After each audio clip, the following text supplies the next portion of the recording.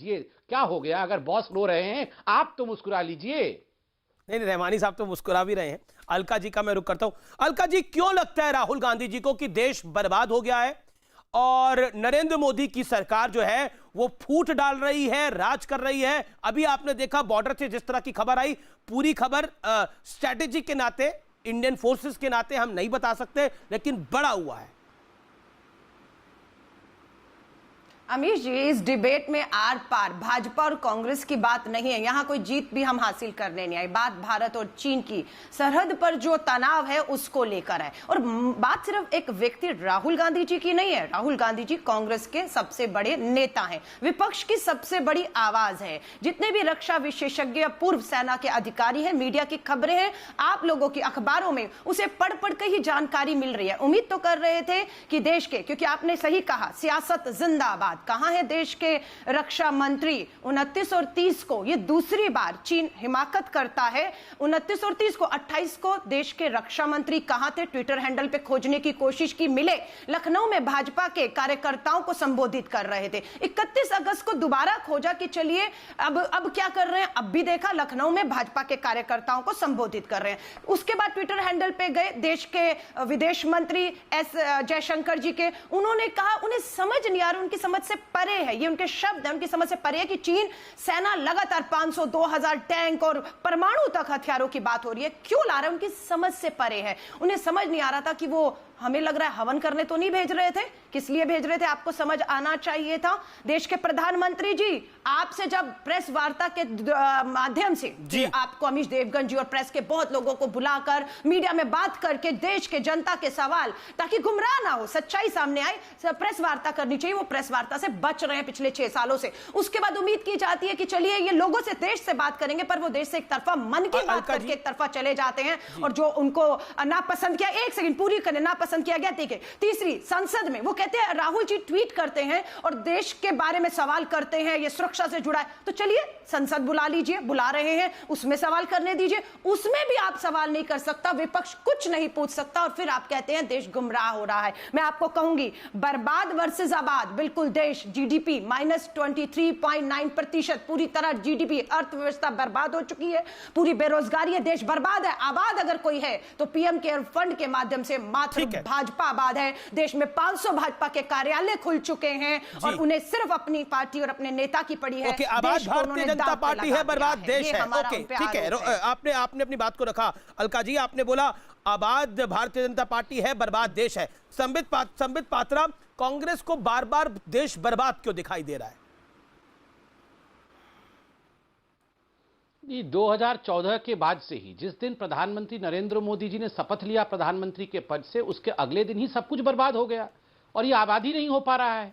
आपको ये तो समझना ही पड़ेगा, गांधी परिवार के लिए सब कुछ खत्म हो गया है जी, कुछ बचा ही नहीं है, सब कुछ बर्बाद हो गया है। देखिए, अभी जो कांग्रेस की प्रवक्ता कह रही थी, मैं उसका जवाब देता हूं। आपको पता है, जब प्रधानमंत्री श्री नरेंद्र मोदी लद्दाख गए थे, जब उन्होंने लद्दाख में जाके भारत की सेना के मनोबल को बढ़ाया था, और उसी दिन दोपहर को जब वो अस्पताल में गए थे, आपको याद होगा 20 हमारे जवान शहीद हुए थे और बाकी जिन लोगों को चोटें आई थी वो अस्पताल में भर्ती थे, जब उनको देखने अस्पताल गए थे तो कांग्रेस पार्टी ने क्या ट्वीट किया था? अरे यहां तो किसी को चोट भी नहीं आई है, ये तो नकली अस्पताल है, ये तो नकली पेशेंट है, और ये कोई किसी के हाथ में भी कोई स्टिच नहीं आया है, किसी के हाथ में सलाइन नहीं चल रहा है। इंडिया की आर्मी को आना पड़ा और ट्वीट करना पड़ा कि नहीं, ये झूठी बातें हैं, ये ड्रामा नहीं हो रहा है, ये फैंसी ड्रेस कंपटीशन नहीं हो रहा है, वास्तविक रूप में भारत के सेनानी जो हैं वो हताहत हुए हैं और ये अस्पताल में हैं और कोरोना यूनिट के कारण इन्हें अलग रखा गया है रिसेप्शन में। आप याद करिए कितने निचले स्तर तक ये कांग्रेस पार्टी उतर सकती है सेना को मलाइन करने के लिए। ये कांग्रेस पार्टी आज कह रही है कि प्रधानमंत्री कहां है। इनको देखिए, मुझे तो समझ में नहीं आता है, ये केवल पबजी खेलने के लिए ही है जी।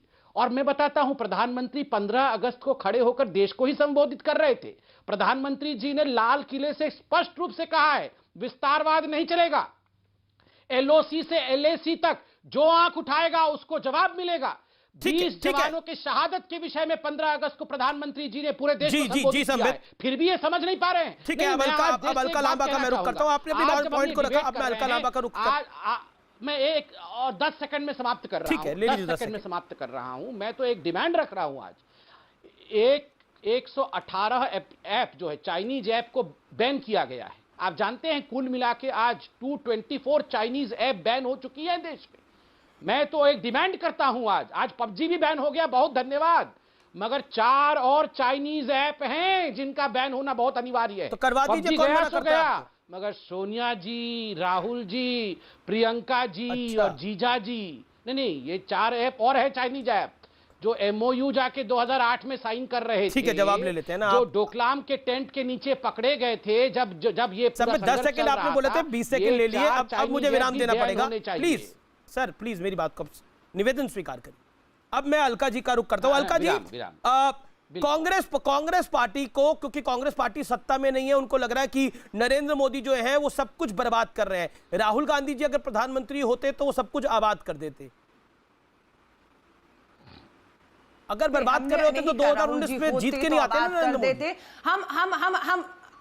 हम सपनों की बात नहीं कर रहे, जब हकीकत होगी देश के सामने होगी कि कौन बेहतर। आज मनमोहन सिंह जी का जब समय था तो लोग उनको बहुत आरोप उनके ऊपर लगाते थे, और आज तुलना कर रहे हैं और वो मनमोहन सिंह जी का कार्यकाल, खासतौर से GDP के आंकड़े, अर्थव्यवस्था को देखकर वो समझ रहे हैं कि कौन बेहतर प्रधानमंत्री हो सकता था।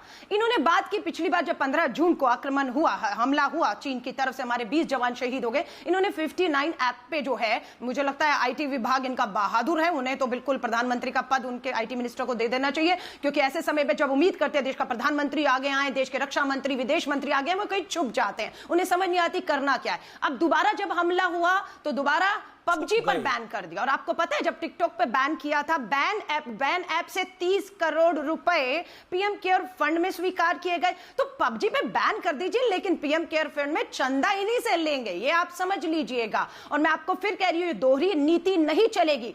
सरहद